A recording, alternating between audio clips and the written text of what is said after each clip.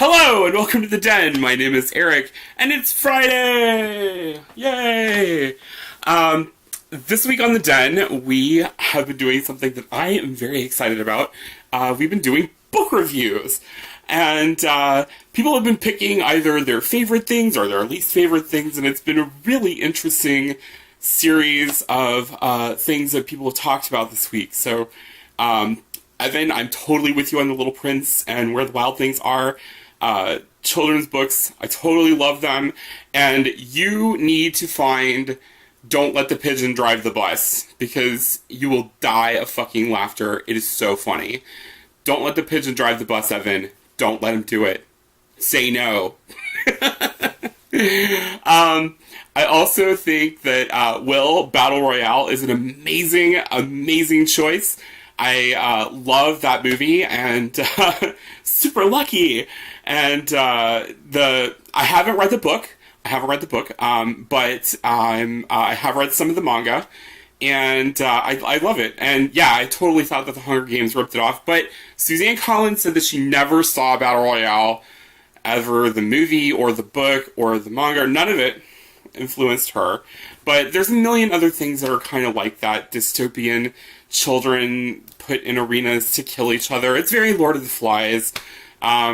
So, for you, my friend, who is interested in some Japanese gore and splatter and horror, read the novel version of The Ring. I'm going to put a link down in the crotch to all the books that I talk about, but definitely you should go and check out Koji Suzuki's The Ring.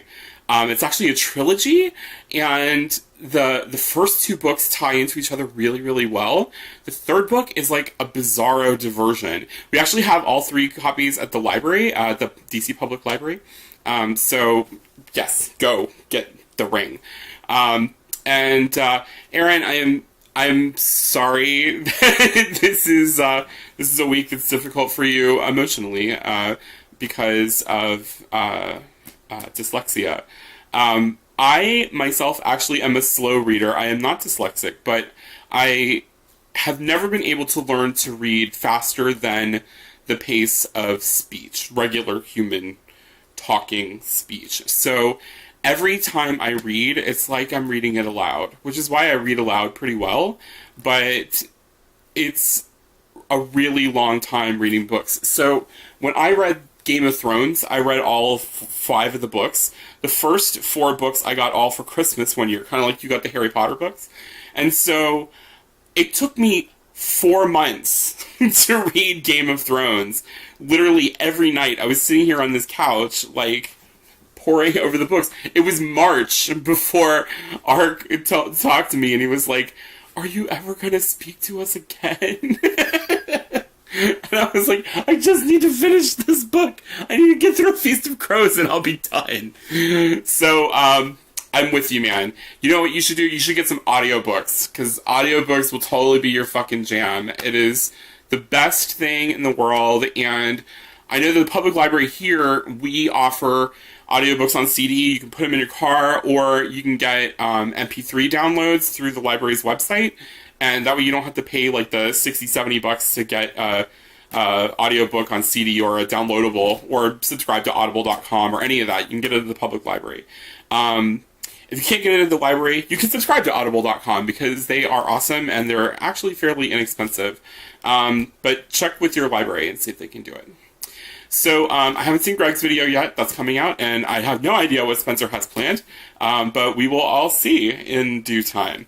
My selection this week is a topic that's near and dear to my heart. I am a huge fan of classics. Not just like, you know, when you say classics, people think like canonical literature, like the kind of stuff that you read in college, which this is kind of true. But classics in an academic sense, in terms of like the Greek and Roman cultures and their literature.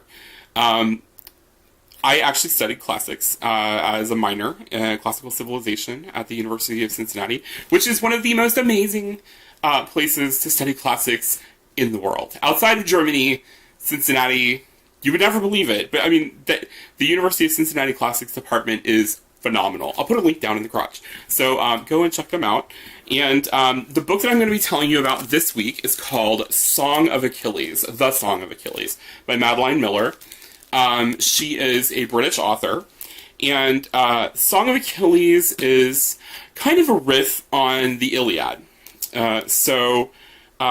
If you know the Iliad, Achilles, the great warrior of the Greek people, and all of the Greeks set sail to Troy to win back Helen of Troy. Actually, Helen of Menelaus and wherever the hell they were from. And to destroy, basically, the Trojan civilization. This got kind of delayed for a while because Achilles was a whiny bitch, at least in the Iliad, and refused for 10 years to fight. So the Greeks were stranded on the beach of Troy for 10 years before any of the battle actually begins. So what we know happens in the Iliad is that Patroclus is one of the guys that goes out to get the fucking party started. And Patroclus gets killed. And Achilles, in his grief, goes batshit crazy and basically starts the Trojan War himself.